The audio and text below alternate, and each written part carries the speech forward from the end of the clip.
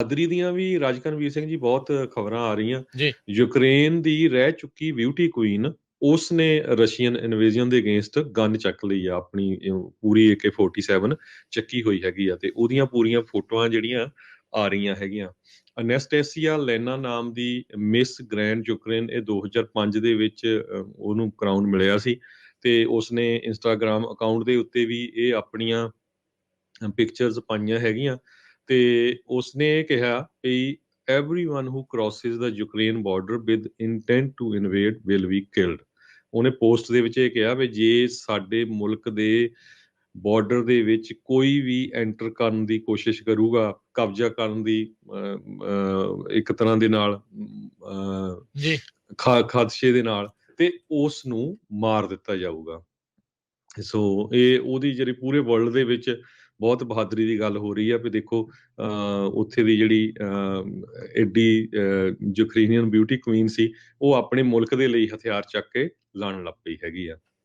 ਜੀ ਇਸੇ ਤਰੀਕੇ ਦੇ ਨਾਲ ਯੂਕਰੇਨ ਦਾ ਇੱਕ ਹੈਵੀ ਵੇਟ ਚੈਂਪੀਅਨ ਜਿਹੜਾ ਆ ਉਹ ਵੀ ਆਇਆ ਹੈ ਵਾਪਸ। ਸ਼ਾਨੋ ਸ਼ੌਕਤ ਦੀ ਜਿਹੜੀ ਜ਼ਿੰਦਗੀ ਆ ਉਹ ਜੀ ਸਕਦੇ ਸੀ ਮਲਟੀ ਮਿਲੀਅਨੇਰ ਜਿਹੜੇ ਉਹ ਬੰਦੇ ਆ, ਪਰ ਫਿਰ ਮੁੜ ਕੇ ਵਾਪਸ ਜਿਹੜਾ ਆ ਉਧਰ ਜਾ ਕੇ ਲੜਨ ਦੇ ਲਈ ਉਹ ਵਜਿੱਦ ਹੈਗਾ ਆ। ਸੋ ਹੁਣ ਉਹ ਕਹਿੰਦਾ ਵੀ ਮੈਂ ਤਾਂ ਜਿਹੜਾ ਉਹ ਜਾ ਕੇ ਮੁਲਕ ਦੇ ਲਈ ਲੜਨਾ ਜਿਹੜਾ ਉਹ ਹੈਗਾ ਆ। ਸੋ ਬਹੁਤ ਸਾਰੀਆਂ ਜਿਹੜੀਆਂ ਇੱਦਾਂ ਦੀਆਂ ਉੱਥੇ ਦੀਆਂ ਛੋਟੀਆਂ ਕਹਿ ਲਓ ਵੱਡੀਆਂ ਕਹਿ ਲਓ ਲੋਕ ਜਿਹੜੇ ਆ ਉਹ ਇਸ ਟਾਈਮ ਡਟੇ ਹੋਏ ਨੇ ਤੇ ਮੁਲਕ ਦੇ ਲਈ ਲੜ ਰਹੇ ਨੇ।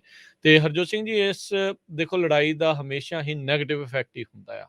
ਲੋਕ ਜਿਹੜੇ ਉਸ ਦੇ ਵਿੱਚ ਮਰਦੇ ਨੇ। ਅੱਜ ਕੀਵ ਦੇ ਵਿੱਚ ਜਿਹੜੀ ਉੱਥੇ ਦੀ ਰਾਜਧਾਨੀ ਆ, ਇੱਕ ਵੱਡਾ ਵਿਸਫੋਟ ਧਮਾਕਾ ਜਿਹੜਾ ਆ ਉਹ ਹੋਇਆ ਆ। ਇੱਕ ਹੋਰ ਵੱਡਾ ਸ਼ਹਿਰ ਯੂਕਰੇਨ ਦਾ, ਉਸ ਦੇ ਉੱਤੇ ਜਿਹੜੇ ਆ ਰੌਕਟਸ ਦੇ ਨਾਲ ਲਗਾਤਾਰ ਰੂਸ ਵਾਲੇ ਆ ਉਹ ਹਮਲਾ ਕਰ ਰਹੇ ਆ। ਕਹਿੰਦੇ ਵੀ ਬਰਾਜ ਆਫ ਰੌਕਟ ਜਿਹੜੇ ਉਹਨਾਂ ਦੇ ਉੱਤੇ ਸਿੱਟੇ ਜਾ ਰਹੇ ਆ। ਉਧਰ ਯੂਨਾਈਟਿਡ ਨੇਸ਼ਨ ਇੱਕ ਸਪੈਸ਼ਲ ਸੈਸ਼ਨ ਜਿਹੜਾ ਆ ਉਹ ਕਰ ਰਿਹਾ ਆ ਰੂਸ ਯੂਕਰੇਨ ਦੇ ਉੱਤੇ ਜਦੋਂ ਹਮਲਾ ਆ ਉਹ ਹੋ ਰਿਹਾ ਆ।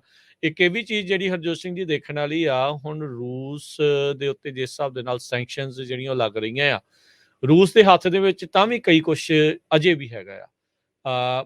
ਜਿਹੜਾ ਵੀਟ ਆ, ਕਣਕ ਆ, ਸਭ ਤੋਂ ਵੱਡਾ ਉਤਪਾਦਕ ਪੂਰੇ ਵਿਸ਼ਵ ਦੇ ਵਿੱਚ ਰੂਸ ਆ, ਤੇ ਸਭ ਤੋਂ ਜ਼ਿਆਦਾ ਦੁਨੀਆ ਨੂੰ ਜਿਹੜੀ ਕਣਕ ਆ ਉਹ ਘੱਲਣ ਵਾਲਾ ਮੁਲਕ ਆ ਉਹ ਰੂਸ ਆ। ਦੂਜੇ ਨੰਬਰ ਦੇ ਉੱਤੇ ਜਿਹੜਾ ਤੇਲ, ਆਇਲ ਤੇ ਨੈਚੁਰਲ ਗੈਸ ਜਿਹੜੀ ਆ ਉਸ ਦਾ ਬਹੁਤ ਵੱਡਾ ਉਤਪਾਦਕ ਜਿਹੜਾ ਉਹ ਹੈਗਾ, ਉਹ ਵੰਡਣ ਵਾਲਿਆਂ ਦੇ ਵਿੱਚ ਇੱਕ ਵੱਡਾ ਨਾਮ ਜਿਹੜਾ ਉਹ ਰੂਸ ਹੈਗਾ ਆ। ਯੂਰਪ ਨੂੰ ਬਹੁਤ ਸਾਰਾ ਉਹਨਾਂ ਦੇ ਠੰਡਾਂ ਦੇ ਵਿੱਚ ਉਹਨਾਂ ਨੂੰ ਗਰਮੈਸ਼ ਘਰਾਂ ਦੇ ਵਿੱਚ ਦੇਣ ਵਾਲੀ ਜਿਹੜੀ ਨੈਚੁਰਲ ਗੈਸ ਤੇ ਆਇਲ ਆ ਉਹ ਰੂਸ ਦੇ ਵੱਲੋਂ ਜਿਹੜੀ ਆ ਉਹ ਆਉਂਦੀ ਹੈਗੀ ਆ। ਸੋ ਹੁਣ ਜੇ ਉਹ ਸੰਗੀ ਨੱਪਦਾ ਆ ਉਸ ਪਾਸਿਓਂ, ਤਾਂ ਲੋਕਾਂ ਨੂੰ ਉਹ ਚੀਜ਼ ਦੇ ਵਿੱਚ ਜਿਹੜੀ ਜ਼ਰੂਰ ਮੁਸ਼ਕਲ ਆ ਸਕਦੀ ਆ। ਸੋ ਇਹ ਹੁਣ ਬੈਲੈਂਸ ਕਿੱਦਾਂ ਬਣੂਗਾ, ਕਿਵੇਂ ਹੋ ਸਕੂਗਾ, ਇਹ ਜਿਹੜੀ ਇੱਕ ਵੱਡੀ ਜਿਹੜੀ ਗੱਲ ਆ। ਦੂਜੇ ਨੰਬਰ ਦੇ ਉੱਤੇ ਹਰਜੋਤ ਸਿੰਘ ਜੀ, ਇਸ ਪੂਰੀ ਲੜਾਈ ਦੇ ਵਿੱਚ ਜਦੋਂ ਹੁਣ ਰਿਫਿਊਜੀ ਬਣ ਰਹੇ ਆ, ਤੇ ਰੇਸਿਜ਼ਮ ਦਾ ਚਿਹਰਾ ਵੀ ਜਿਹੜਾ ਇੱਕ ਵਾਰੀ ਫੇਰ ਨੰਗਾ ਜਿਹੜਾ ਹੋਇਆ ਆ। ਗੋਰੇ ਮੂਲ ਦੇ ਪੱਤਰਕਾਰ ਉਹ ਟੀਵੀਜ਼ ਦੇ ਉੱਤੇ ਆ ਕੇ ਕਹਿ ਰਹੇ ਆ, ਹੁਣ ਦੇਖੋ ਜਦੋਂ ਹਰਜੋਤ ਸਿੰਘ ਜੀ ਕਿਸੇ ਹੋਰ ਮੁਲਕ ਦੇ ਰਿਫਿਊਜੀ ਹੁੰਦੇ, ਖਾਸ ਕਰਕੇ ਜਦੋਂ ਮਿਡਲ ਈਸਟ ਦੇ ਹੁੰਦੇ ਆ, ਸਾਰੇ ਉਸ ਨੂੰ ਮਾੜੇ, ਭੱਦੇ, ਅਨਸਿਵਲਾਈਜ਼ਡ ਇਦਾਂ ਦੇ ਸ਼ਬਦਾਂ ਦੇ ਨਾਲ ਜਿਹੜਾ ਉਹ ਪੁਕਾਰਦੇ ਆ। ਹੁਣ ਯੂਕਰੇਨ ਤੋਂ ਰਿਫਿਊਜੀ ਜਿਹੜੇ ਉਹ ਆ ਰਹੇ ਆ, ਤਾਂ ਕਈ ਪੱਤਰਕਾਰ ਕਹਿ ਰਹੇ ਆ ਵੀ ਦੇਖੋ ਅਸੀਂ ਤਾਂ ਇਹਨਾਂ ਨੂੰ ਦੇਣਾ ਹੈ ਕਿਉਂਕਿ ਇਹ ਕ੍ਰਿਸਚਨ ਨੇ, ਇਹ ਵਾਈਟ ਨੇ, ਇਹ ਬਲੂ ਆਈਜ਼ ਵਾਲੇ ਆ। ਤੇ CBS ਦੇ ਉੱਤੇ ਇੱਕ ਜਿਹੜਾ ਆ ਉਹ ਪੱਤਰਕਾਰ ਬੋਲ ਰਿਹਾ ਸੀ, BBC ਦੇ ਉੱਤੇ ਇੱਕ ਜਿਹੜਾ ਪੱਤਰਕਾਰ ਉਹ ਬੋਲ ਰਿਹਾ ਸੀਗਾ ਵੀ ਜਿਹੜੇ ਪਹਿਲਾਂ ਰਿਫਿਊਜੀ ਸੀਗੇ ਉਹ ਅਨਸਿਵਲਾਈਜ਼ਡ ਸੀਗੇ। ਹੁਣ ਆਪਾਂ ਦੇਖਿਆ ਵੀ ਭਾਰਤੀ ਮੂਲ ਵਾਲੇ ਜਿਹੜੇ ਆ ਲੋਕ ਆ, ਪੋਲੈਂਡ ਦੇ ਬਾਰਡਰ ਦੇ ਉੱਤੇ ਉਹਨਾਂ ਨੂੰ ਵੜਨ ਨਹੀਂ ਦਿੱਤਾ ਜਾ ਰਿਹਾ, ਉਹਨਾਂ ਦੀ ਵੱਖਰੀ ਜਿਹੜੀ ਉਹ ਲਾਈਨ ਬਣਾਈ ਜਾ ਰਹੀ ਆ। ਅਫਰੀਕਨ ਅਮਰੀਕਨ ਮੂਲ ਦੇ ਜਿਹੜੇ ਆ ਉਹਨਾਂ ਦੇ ਨਾਲ ਵੀ ਇਦਾਂ ਦਾ ਵਰਤਾਰਾ ਜਿਹੜਾ ਉਹ ਹੋ ਰਿਹਾ ਆ। ਸੋ ਹੁਣ ਤੁਸੀਂ ਦੇਖੋ, ਹਿਸਾਬ ਲਾ ਲਓ ਵੀ ਇਸ ਮਾੜੀ ਘੜੀ ਦੇ ਵਿੱਚ ਵੀ ਲੋਕ ਤੁਹਾਡੀ ਸਕਿਨ ਦਾ ਕਲਰ ਜਿਹੜਾ ਆ ਉੱਥੇ ਉਹ ਦੇਖ ਰਹੇ, ਉਹਦੇ ਹਿਸਾਬ ਦੇ ਨਾਲ ਤੁਹਾਨੂੰ ਮਦਦ ਮਿਲੇ ਨਾ ਮਿਲੇ, ਪਹਿਲੋਂ ਮਿਲੇ ਬਾਅਦ ਚ ਮਿਲੇ, ਉਹ ਚੀਜ਼ ਜਿਹੜੀ ਉਹ ਦੇਖਣ ਨੂੰ ਜਿਹੜੀ ਉਹ ਮਿਲ ਰਹੀ ਆ। ਸੋ ਐਡੀ ਮਾੜੇ ਹਾਲਾਤਾਂ ਦੇ ਵਿੱਚ ਵੀ ਜਿਹੜਾ ਰੇਸਿਜ਼ਮ ਆ, ਜਾਂ ਜਿਸ ਹਿਸਾਬ ਦੇ ਨਾਲ ਇਹ ਲੋਕਾਂ ਦੇ ਨਾਲ ਇਹ ਮਾੜਾ ਵਿਤਕਰਾ ਜਿਹੜਾ ਉਹ ਕਰ ਰਹੇ ਆ, ਉਹ ਵੀ ਸਾਹਮਣੇ ਉੱਭਰ ਕੇ ਜਿਹੜਾ ਉਹ ਆ ਰਿਹਾ ਹੈ। ਦੁਨੀਆ ਦਾ ਸਭ ਤੋਂ ਵੱਡਾ ਕਮਰਸ਼ੀਅਲ ਪਲੇਨ ਵੀ ਇਸ ਜੰਗ ਦੇ ਵਿੱਚ ਉਹਦਾ ਬਹੁਤ ਵੱਡਾ ਨੁਕਸਾਨ ਹੋਇਆ ਹੈਗਾ ਆ।